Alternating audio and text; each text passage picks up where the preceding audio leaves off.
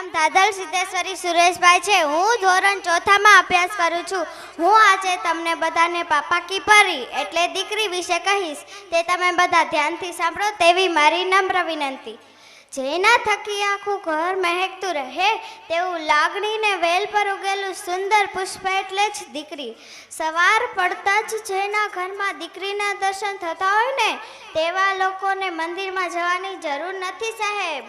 બાપના નસીબથી દીકરી નહીં પરંતુ દીકરીના નસીબથી બાપ રાજ કરે છે મારા વાલા।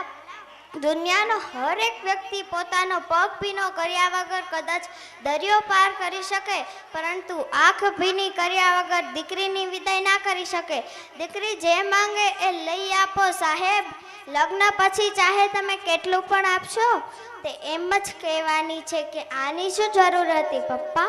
એક દીકરી કહે, પપ્પા તમે ઈશ્વર નથી, કારણ કે ઈશ્વર તો સુખ અને દુઃખ બંને આપે, તમે તો ફક્ત સુખ જ આપો છો પપ્પા।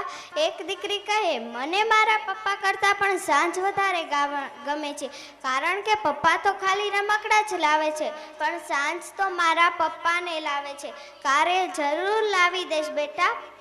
આટલું બોલો ને તે માની જાય તેવી ઘરમાં એક જ વ્યક્તિ છે અને તે છે દીકરી। એક દીકરીને તેના પપ્પાના આંગણામાં પગ મૂકતા જે ખુશી મળે છે ને તેવી ખુશી તેને આખી દુનિયામાં કોઈ ના આપી શકે। બધું જ પામીને છોડવા માટે ને બધું જ છોડીને પામવા માટે જે જન્મી છે તે દીકરી। સંસારમાં સૌનો પ્રેમ મળી શકે, પરંતુ બાપના પ્રેમના તોલે ભગવાનનો પ્રેમ પણ ઝાંખો પડે છે, અને એટલે જ તો દીકરી કદાચ ભગવાન વિરુદ્ધ સાંભળી લેશે પરંતુ તેના પિતા વિરુદ્ધ સાંભળી નહીં શકે। બાપ ભલે ગરીબ હોય પણ એક દીકરી માંગે બાપ ત્યારે બાપનું ખિસ્સું ખાલી નથી હોતું, એટલે જ ઈશ્વર એમની સૌથી નજીક હોય છે ને તેમને જ દીકરી આપે છે। પરિવારની માળામાંથી છૂટું પડતું મોતી એટલે દીકરી। દીકરી એટલે ઈશ્વરના આશીર્વાદ નહીં, દીકરી એટલે આશીર્વાદમાં મળેલ ઈશ્વર। દીકરી એટલે એક વાક્યમાં કહું તો ઈશ્વરને આપેલું કન્યાદાન। દીકરી એટલે બાપના શરીરથી બહાર હરતું ફરતું હૃદય। દીકરો મા બાપને સ્વર્ગમાં લઈ જાય પણ એ સ્વર્ગ ઘરે લઈ આવે તે દીકરી સાહેબ।